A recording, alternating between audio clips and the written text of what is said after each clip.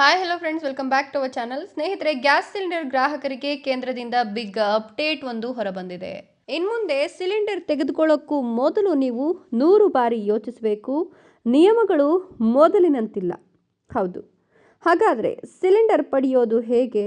ಹೊಸ ಬದಲಾವಣೆಗಳು ಜೇಬಿಗೆ ಕತ್ತರಿಯನ್ನು ಹಾಕುತ್ತಾ? ಬದಲಾಗಿರ್ತಕ್ಕಂಥ 5 ನಿಯಮಗಳ ಕುರಿತು ಹೇಳ್ತಾ ಹೋಗ್ತೀನಿ. ಅದಕ್ಕಿಂತ ಮೊದಲು ನೀವು ನಮ್ಮ ಚಾನಲನ್ನು ಸಬ್ಸ್ಕ್ರೈಬ್ ಮಾಡ್ಕೊಂಡಿಲ್ಲ ಅಂದರೆ ನಮ್ಮ ಚಾನಲನ್ನು ಸಬ್ಸ್ಕ್ರೈಬ್ ಮಾಡಿಕೊಂಡು ಪಕ್ಕದಲ್ಲಿ ಬರ್ತಕ್ಕಂಥ ಬೆಲ್ ಐಕಾನ್ ಮೇಲೆ ಮರೀದೆ ಕ್ಲಿಕ್ ಮಾಡ್ಕೊಳ್ಳಿ. ಹೌದು, ಜಾಗತಿಕ ಮಟ್ಟದಲ್ಲಿ ಉಂಟಾದಂತಹ ಉದ್ವಿಗ್ನತೆ, ತೈಲ ಅನಿಲ ಸರಬರಾಜಿನ ಅಡಚಣೆ ಮತ್ತು ಆಮದುಗಳ ಮೇಲಿನ ಹೆಚ್ಚಿದ ಅವಲಂಬನೆ ಹಿನ್ನೆಲೆಯಲ್ಲಿ ಕೇಂದ್ರ ಸರ್ಕಾರ ಹೊಸ ಕ್ರಮಗಳನ್ನು ತೆಗೆದುಕೊಳ್ತಿದೆ.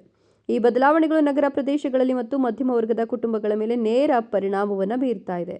ಸರ್ಕಾರದ ಹೇಳಿಕೆಯ ಪ್ರಕಾರ ಗೃಹ ಬಳಕೆಯ ಗ್ಯಾಸ್ ಸಿಲಿಂಡರ್ ಬೆಲೆಯಲ್ಲಿ ಮಾರ್ಚ್ 7ರಿಂದ %7 ಏರಿಕೆ ಮಾಡಲಾಗಿದೆ. ಅಂದರೆ 14.2 kg ಗೃಹ ಬಳಕೆಯ ಸಿಲಿಂಡರ್ ಬೆಲೆ ಈಗ ಸುಮಾರು 965ಕ್ಕೆ ತಲುಪಿದೆ. ಸುಮಾರು 1 ವರ್ಷದ ಬಳಿಕ ಬೆಲೆ ಏರಿಕೆಯಾಗಿರೋದ್ರಿಂದ ಸಾಮಾನ್ಯ ಕುಟುಂಬಗಳ ಮಾಸಿಕ ವೆಚ್ಚದ ಮೇಲೆ ಇದು ಪರಿಣಾಮ ಬೀರುತ್ತೆ. ಇನ್ನು ಉಜ್ವಲ ಯೋಜನೆಯ ಫಲಾನುಭವಿಗಳಿಗೆ ₹300 ಸಬ್ಸಿಡಿ ಸರ್ಕಾರ ನೀಡುತ್ತಿದೆ. ಈ ಸಬ್ಸಿಡಿ ನೇರವಾಗಿ ಬ್ಯಾಂಕ್ ಖಾತೆಗೆ ಜಮೆಯಾಗ್ತಿದೆ. ಇದರ ಪರಿಣಾಮವಾಗಿ ಅವರಿಗೆ ಸಿಲಿಂಡರ್ ಬೆಲೆ ಸುಮಾರು 550ಕ್ಕೆ ಇಳಿಯುತ್ತೆ. ಇನ್ನು SC/ST ಅಂತ್ಯೋದಯ ಅನ್ನ ಯೋಜನೆ, ಗ್ರಾಮೀಣ ಮನೆ ಯೋಜನೆ ಫಲಾನುಭವಿಗಳು ಸೇರಿದಂತೆ ಹಲವಾರು ಬಡವರ್ಗದ ಕುಟುಂಬಗಳು ಈ ಸಬ್ಸಿಡಿಗೆ ಅರ್ಹರಾಗಿರ್ತಾರೆ. ಬುಕಿಂಗ್ ನಿಯಮದಲ್ಲೂ ಕೂಡ ಬದಲಾವಣೆ ಆಗಿದೆ. ನಗರ ಪ್ರದೇಶದಲ್ಲಿ 25 ದಿನಗಳ ಗ್ಯಾಪ್ ನಿಯಮ ಮುಂದುವರಿತಾ ಇದ್ದರೆ ಗ್ರಾಮೀಣ ಪ್ರದೇಶಗಳಲ್ಲಿ ಈ ಅಂತರವನ್ನು 45 ದಿನಗಳಿಗೆ ಹೆಚ್ಚಿಸಲಾಗಿದೆ. ಗ್ರಾಮೀಣ ಪ್ರದೇಶಗಳಲ್ಲಿ ಸಿಲಿಂಡರ್ ಬಳಕೆ ಹೆಚ್ಚು ದಿನ ನಡೀತಾ ಇದೆ ಎಂಬ ಕಾರಣದಿಂದಾಗಿ ಈ ನಿರ್ಧಾರ ತೆಗೆದುಕೊಳ್ಳಲಾಗಿದೆ.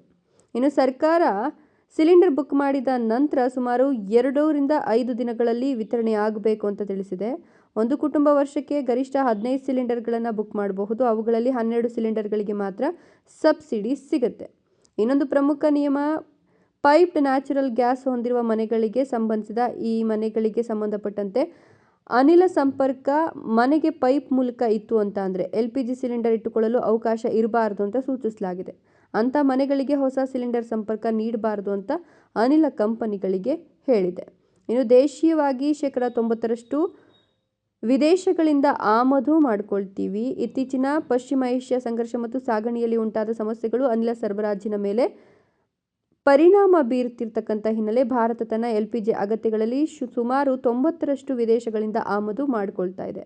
ಹೀಗಾಗಿ ಗ್ರಾಮೀಣ ಮತ್ತು ಬಡ ಕುಟುಂಬಗಳಿಗೆ ಅನಿಲ ಪೂರೈಕೆ ಸುಲಭವಾಗುವಂತೆ ಮಾಡಲು ಸರ್ಕಾರ ಪ್ರಯತ್ನವನ್ನು ಮಾಡ್ತಾ ಇದೆ ಅಂತ ಅಧಿಕಾರಿಗಳು ಹೇಳ್ತಾ ಇದ್ದು, ಕೆಲವು ಗ್ರಾಹಕರಲ್ಲಿ ಪೈಪ್ಡ್ ಗ್ಯಾಸ್ ಸರಬರಾಜು ಸ್ಥಗಿತಗೊಂಡ್ರೆ ಏನು ಮಾಡಬೇಕು ಅನ್ನೋ ಪ್ರಶ್ನೆ ಕೂಡ ಇದೀಗ ಉದ್ಭವವಾಗಿದೆ. ಸೊ ಈ ಒಂದಿಷ್ಟು ನಿಯಮಗಳನ್ನು ಫಸ್ಟ್ ನೀವು ಪಾಲಿಸಬೇಕಾಗತ್ತೆ. ಆನಂತರ ಸಿಲಿಂಡರ್ ನಿಮ್ಮ ಕೈ ಸೇರುತ್ತೆ.